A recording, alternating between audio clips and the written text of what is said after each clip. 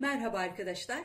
Bugün biber tohumu ekeceğim. Saksıda biber yetiştiriyorum. Yetiştirdiğim biberlerin fidelerini de kendim yine saksıda yetiştiriyorum.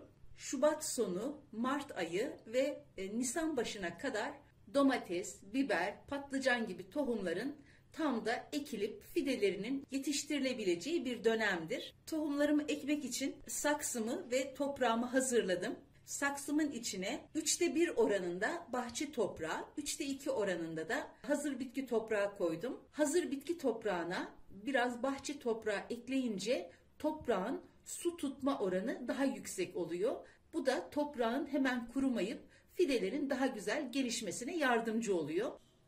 Geçen yıl şu biberlerden saksımda yetiştirmiştim. Bu sivri biber, diğer adı da kıl biber deniyor. Böyle ikiye böldüm.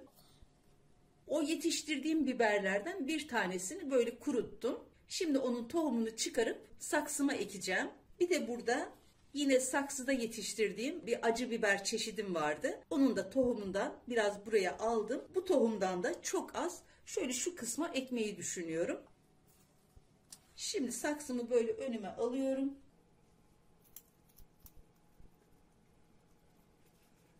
Elimle biberi ezerek içindeki bütün tohumları döktüm. Bu tohum bu saksı için fazla bile. Şimdi şöyle çubuğumla minik çukurlar açıyorum. Bu açtığım çukurlara birer tane olacak şekilde biber tohumunu yerleştiriyorum.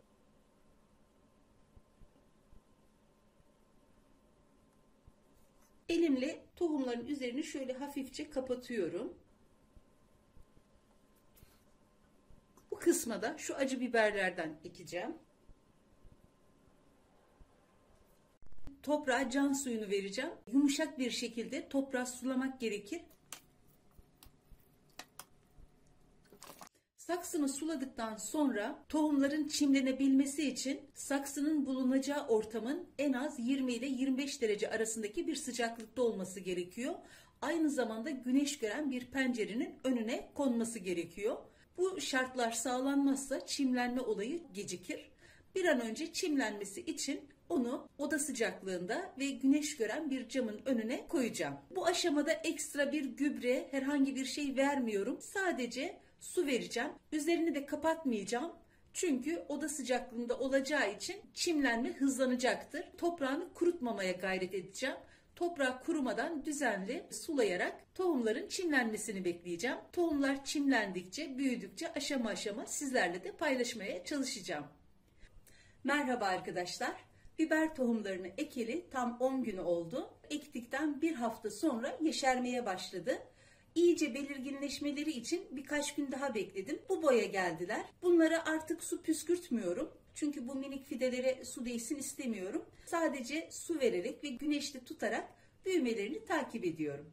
Merhaba arkadaşlar. Biber fidelerini dikeli tam 25 gün oldu. Bu 25 günlük sürede biber fidelerim bu boya geldi. Bakın şöyle.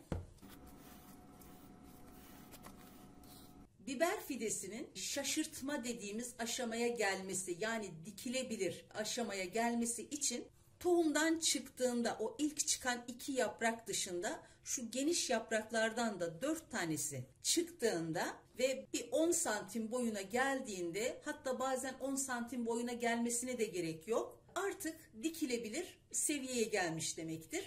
Bunu buradan alıp daha büyük bir saksıya, bahçeye ya da tarlaya diktiğimiz zaman kendini kurtarabilir, toprağa tutunabilir ve gelişimini devam ettirebilir demektir. Şu anda henüz toprağım ve saksım hazır değil. Havalar da dışarıda daha soğuk. Fidelerimi şu anda bu saksıda bekleteceğim. Sadece yine su vermeye devam edeceğim. Merhaba arkadaşlar. Bundan tam 1 ay önce biber tohumlarını bu saksıya ekmiştim. Artık o tohumlar çimlendi, büyüdü ve biber fideleri bu boya geldi.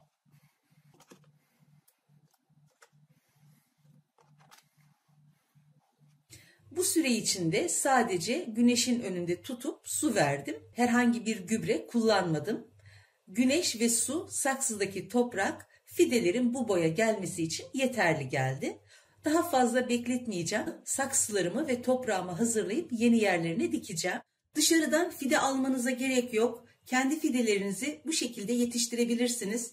Çok kolay ve zevkli bir iş. Denemenizi tavsiye ederim. Deneyecek olan herkese kolay gelsin.